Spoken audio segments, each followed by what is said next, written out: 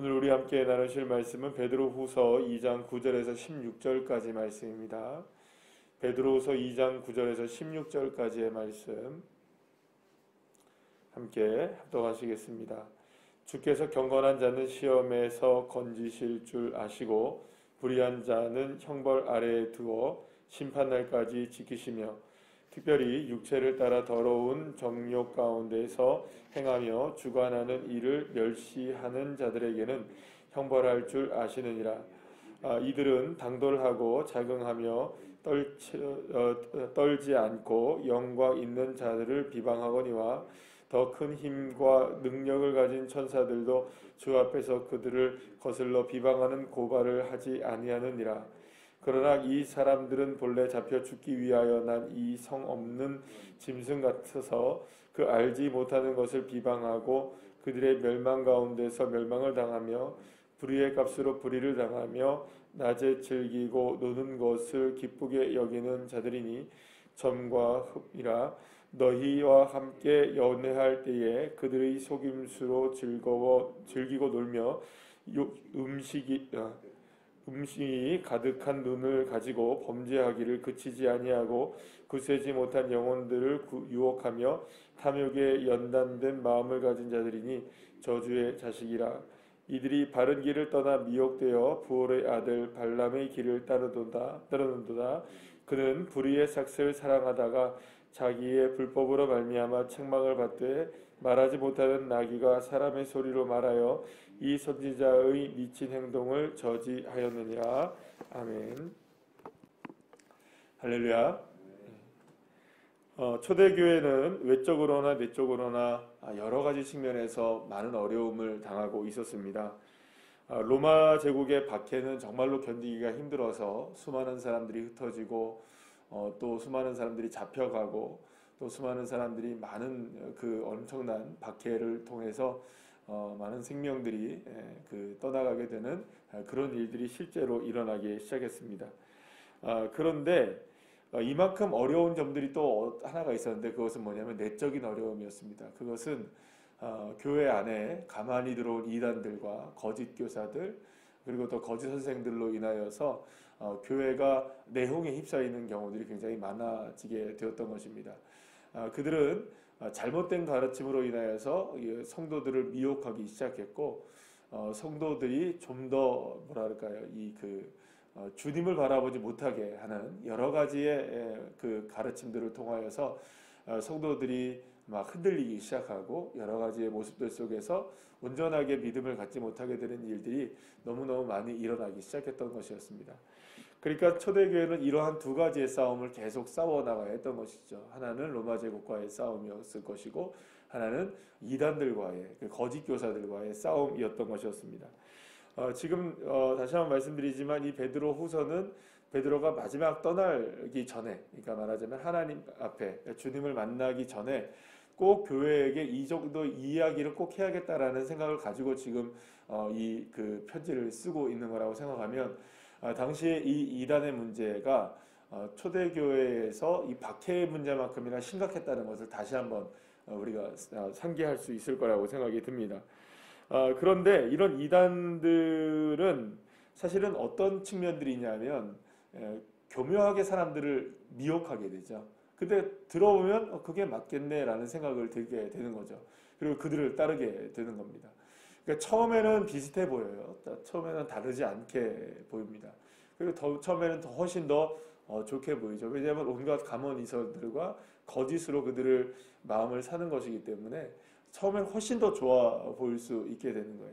실제로 예를 들어서 뭐 신천지 같은 경우도 뭐 예전에 이렇게 보게 되면 실제로 경험한 일들을 보게 되면 예전에 이제 제가 부목사 시절 때에 청년이 하나가 그 신천지에 넘어갔어요.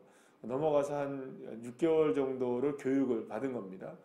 그래서 이제 그걸 알게 돼서 이야기를 해봤어요. 나중에 이제 얘기를 해봤어요. 도대체 어떻게 해서 이렇게 신천지에 넘어가게 됐냐? 신천지가 나쁜 거 몰랐냐? 그러니까 나중에서야 신천지라는 걸 알았는데 정말 나중에서야 신천지라는 걸 알았다는 거예요. 한 몇 개월 지난 다음에.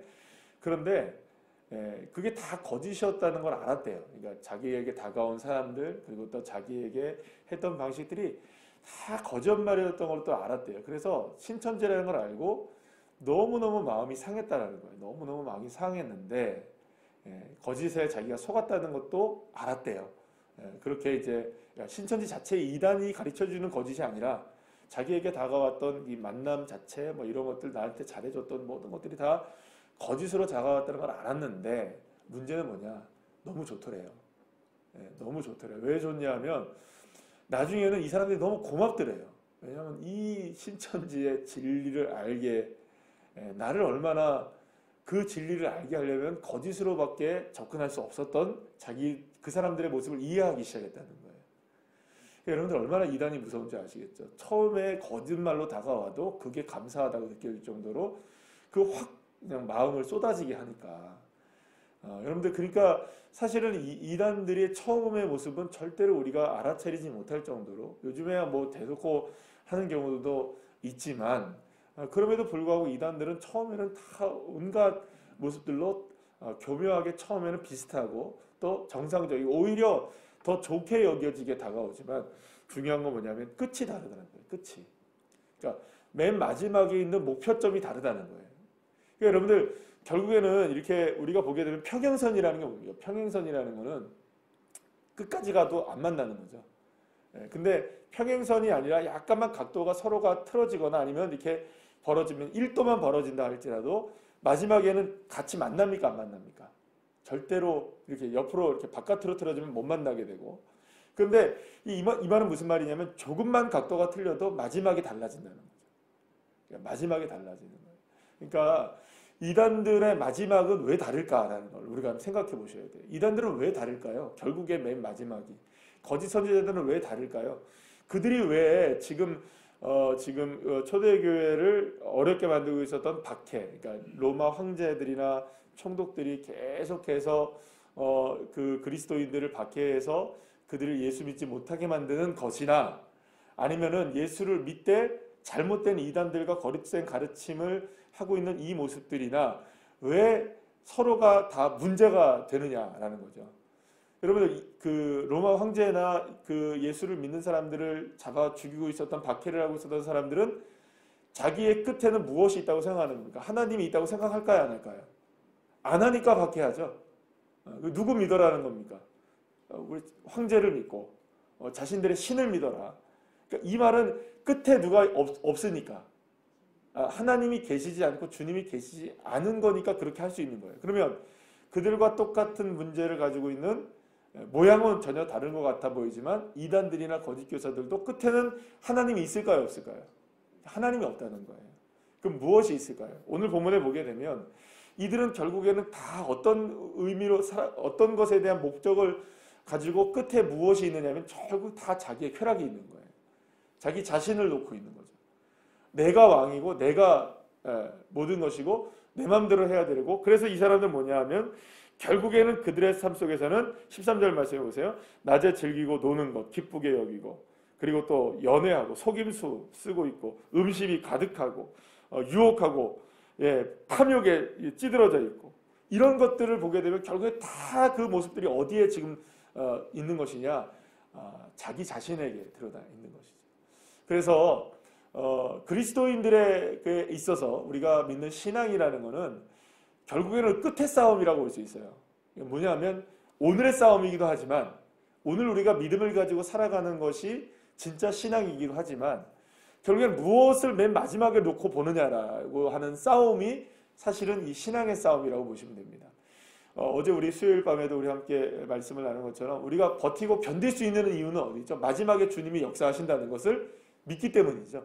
그러니까 오늘의 삶 속에서 우리가 견딜 수 있는 이유도 내일 때문에 그런 겁니다.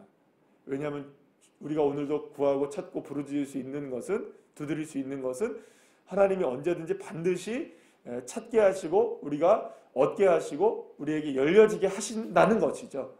이것을 믿기 때문에 우리의 관점은 어디에 있는 겁니까? 우리의 관심은 언제나 내일에 있습니다. 그래서 그 내일에 대한 관심 때문에 결국에는 오늘을 살아낼 수 있는 것이거든요. 이게 이제 신앙의 모습인 겁니다. 그럼 우리의 맨 마지막은 누굴까요? 언제의 맨 마지막에서 우리가 증명되어지는 한 가지는 그곳에 하나님을 만나는 거죠. 예수님을 다시 만나는 거죠. 여러분 어제 말씀드린 거 다시 한번 생각해 보시죠. 종말이란 두 가지의 차원이 있다 했어요. 세상의 종말도 있을 것이고요. 개인의 종말도 있을 것이에요. 그러면 개인의 종말이든 세상의 종말이든 누구를 만나게 될까요? 결국에는 우리 주님이신 예수님을 만나고 우리의 아빠 아버지신 하나님을 만나게 되는 거죠. 그게 종말이라고 한다면 오늘도 종말인가요? 아닌가요? 왜요? 우리가 누굴 만나고 있으니까. 주님을 만나고 있으니까. 성령님을 통해서 주님을 만나고 계시고 내 안에 누가 계시고 예수 살아계시고 할렐루야. 그럼 그 주님을 만나니 우리는 뭡니까? 그게 종말이라는 거예요. 그러니까 종말은 먼 미래에 있는 이야기일 것 같아 보이지만 오늘 종말이라는 말은 무슨 말이냐면 결국엔 예수님을 내가 늘 만나고 있으니까 그게 종말이라는 것이죠. 자, 그러면 여러분 이러한 이단과 거짓 교사들의 문제는 뭐냐면 삶이 결국에는 자신을 향해서 있다는 거죠. 결국에는 자기의 유익과 자기의 쾌락과 자기의 것들에 이렇게 집중되어 있기 때문에 결국엔 맨 마지막에 이르러서도 그들은 누구를 찾지 못하게 되는 걸까요? 하나님을 찾지 못하게 되는 거예요. 하나님을 만나지 못하게 되는 거죠. 그리고 결국에는 오늘의 삶 속에서 쾌락을 중요시 여기는 그래서 오늘은 내가 기쁘게 사는 거지 뭐. 오늘은 내가 즐겁게 사는 거지. 여러분 그렇다고 우리가 행복하고 즐거운 인생이 되지 말라는 이야기가 절대 아닙니다. 여러분들 많이 웃고 행복한 주의 자녀들 되시길 축복합니다. 웃을 일도 많으셔야죠. 그러나 그런 이야기가 아니라 결국에는 이들의 삶 속에서 무엇 때문에 웃느냐라는 것이죠. 무엇 때문에 즐거운가? 무엇 때문에 행복하려고 하는가? 모든 초점이 다 누구에게 맞춰지는 겁니까? 나에게 맞춰지도록. 그래서 사실 여러분 마귀와 사탄이 하는 일이 물론 자기들을 경배하게 하는 것이긴 하겠지만 그런데 그들이 쓰고 있는 방법은 뭘까요? 결국에는 사탄과 마귀가 자기들의 세상을 만들려고 하는 것은요. 수없이 많은 나를 만들어내는 거죠. 내가 왕이 되는 거. 내가 주인이 되는 거. 내가 보기에 어떠느냐. 내가 보기에는 먹음직하고 보암직스러우면 그게 다다. 그러니까 결국엔 나의 쾌락을 위해서 살아가게 만드는 것이라는 거죠. 그래서 결국 그런데 이런 모든 것들이 지금 베드로는 무엇이라고 얘기합니까? 속임수에 불과하다. 그래서 오늘 본문에 맨 마지막에 보게 되면은 이 발람의 이야기가 나오게 되죠. 발람이 지금 나중에 되니까는 누가 이야기합니까? 가지 말라고 얘기하는데 가지 말아야 되는데 자꾸 가려고 하니까 나중에는 누가 이야기합니까? 타고 가던 나귀가 얘기하잖아요. 정신 차리라고. 여러분 하나님이 얼마나 뭐랄까요? 답답하셨으면 나귀의 입을 열어서 이야기를 하면서 이 발람이 가는 길을 막아서겠습니까? 그러니까 결국에는 우리가 생각해 볼 때에 지금 저와 여러분에게 오늘도 들려지는 말씀들 그리고 또 우리가 오늘도 생각나는 하나님의 은혜의 생각들 이런 것들이 사실은 우리가 지금 가려고 하는 우리가 그냥 자주 종종 그리고 우리가 계속해서 넘어지는 자아의 싸움 속에서 우리를 계속해서 멈추게 하시는 일들이 주님께서 있을 거라고 믿습니다. 때로는 찬양을 부르다가 내가 이렇게 하면 안 되지. 내가 주님을 바라봐야지 생각이 들 때가 있으실 것이고 때로는 말씀을 읽다가도 그러고 설교를 듣다가도 그러고 때로는 책을 읽다가도 우리가 그럴 수 있는 것이죠. 기도를 하다가도 그럴 수 있는 것이고 또 우리가 길을 걸어가다가 또 그런 생각이 문득 들 때가 있을 것입니다. 그럴 때 혹시나 그것이 내가 지금 가려고 하는 길에 대한 나귀의 외침이 아닌가 이런 생각을 우리가 하면서 주님 앞에 다시금 나의 삶을 점검해야 되는 것입니다. 사랑하는 여러분 그렇기 때문에 어쩌면은 다시 말씀드리지만 즐거워야 되고 행복해야 될 인생입니다. 저와 여러분 역시 우리 모두가 다 그렇다면 무엇 때문에 즐겁고 무엇 때문에 우리가 행복해야 되느냐 내 일의 소망을 생각하면서 우리가 행복해야 되지 않겠습니까? 오늘의 삶 속에서 나를 생각하면서 행복하는 것도 행복한 것이지만 늘 주님을 바라보면서 행복한 인생. 그래서 늘 언제나 우리의 초점이 어디에 맞춰져야 될까요? 다시 만나게 될 끝에 계시지만 언제나 나와 지금 함께 계시는 그 주님을 바라보면서 오늘도 승리해야 할 줄로 믿습니다. 그래서 우리는 늘 어느 자리로 나가야 될까요? 오늘도 기도하는 자리, 오늘도 주님을 만나는 자리, 오늘도 다시 한번 영적인 권세를 회복할 수 있는 그 자리, 끊임없이 그렇게 영권 회복을 위해서 도전하고 그렇게 나갈 때 하나님은 반드시 역사해 주셔서 저와 여러분을 통해서 하나님의 큰 은혜를 오늘도 누리게 하시는 축복을 주실 줄로 믿습니다. 예, 기도하시겠습니다.